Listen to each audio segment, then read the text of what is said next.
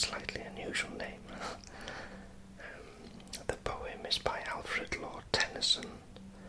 and it's called the Lotos-Eaters and the Chronic Song. Now it's a very long poem, and it won't fit into the time slot, so I'm going to read every other stanza. So here we go. A land of streams, some like a downward smoke, slow dropping veils of thinnest lawn did go, and some through wavering lights and shadows broke, rolling a slumberous sheet of foam below. They saw the gleaming river seaward flow, from the inner land far off 3 mountain tops, 3 silent pinnacles of aged snow, stood sunset flushed and dewed with showery drops, unclomb the shadowy pine above the woven copse. Branches they bore of that enchanted stem, laden with flower and fruit, whereof they gave to each but whoso did receive of them, and taste to him the gushing of the wave. Far, far away did seem to mourn and rave on alien shores, and if his fellow spake, his voice was thin as voices from the grave, and deep asleep he seemed yet all awake, and music in his ears his beating heart did make.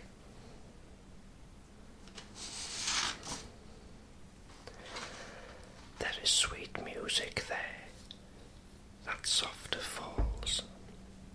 than petals from blown roses on the grass, or night dews on still waters between walls of shadowy granite in a gleaming pass,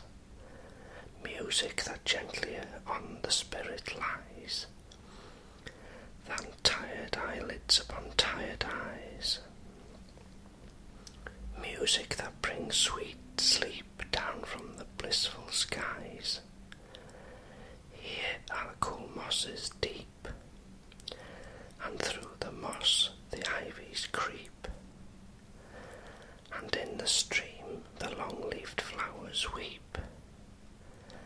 and from the craggy ledge the poppy hangs in sleep.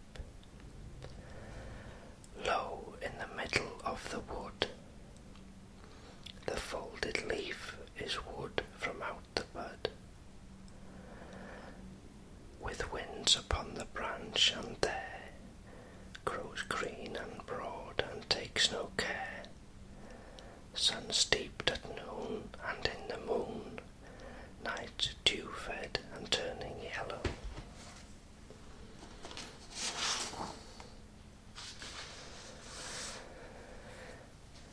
Falls and floats down the air, low, sweetened with the summer light,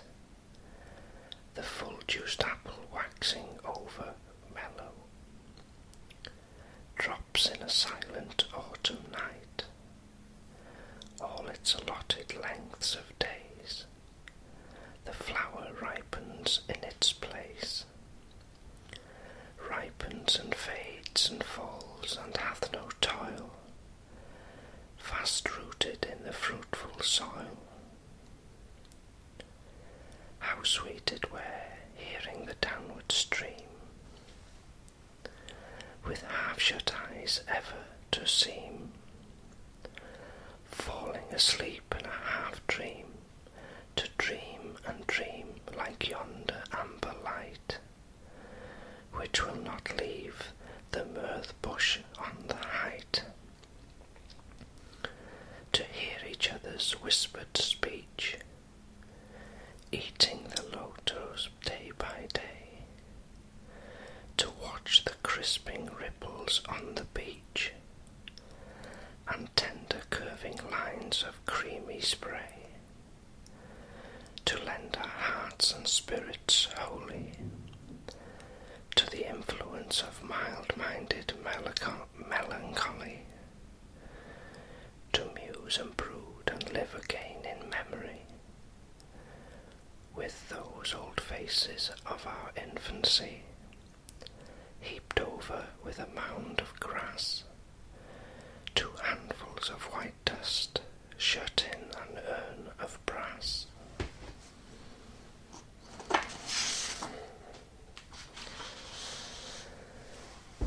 But propped on beds of amaranth and moly, how sweet, while warm air lulls us blowing lowly, with half-dropped eyelids still, beneath a heaven dark and holy,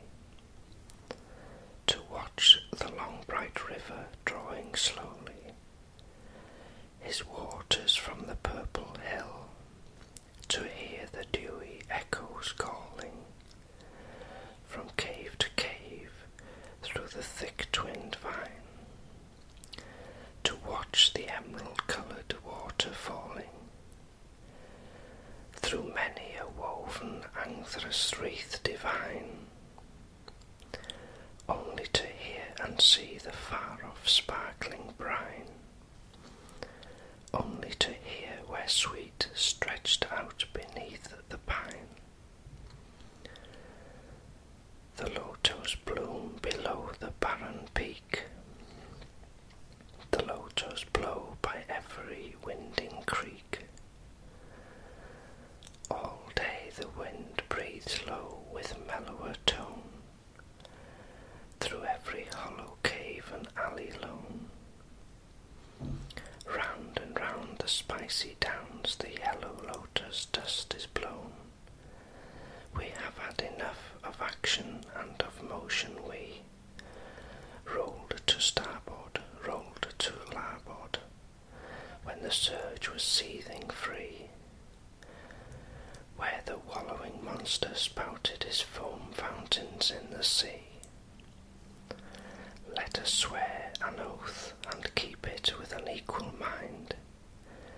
in the hollow lotus land to live and lie reclined, on the hills like gods together, careless of mankind.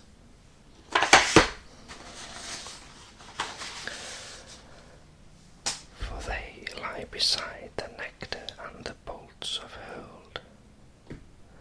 far below them in the valleys, and the clouds are lightly curled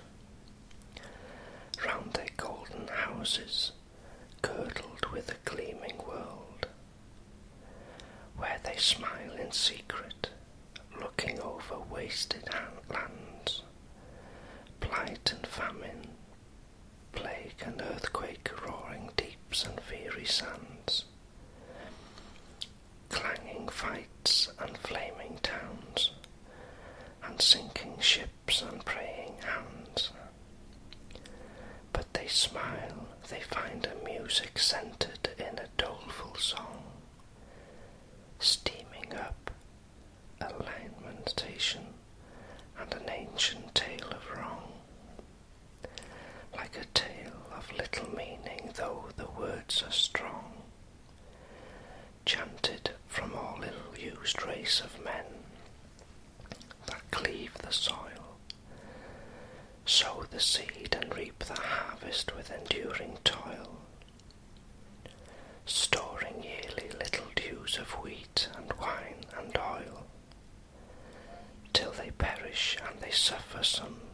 'tis whispered down in hell, suffer endless anguish, others in Elysian valleys dwell, resting weary limbs at last on beds of asphodel. Surely, surely, slumber is more sweet than toil, the shore, than labour in the deep mid-ocean, wave and oar. O rest ye, brother mariners,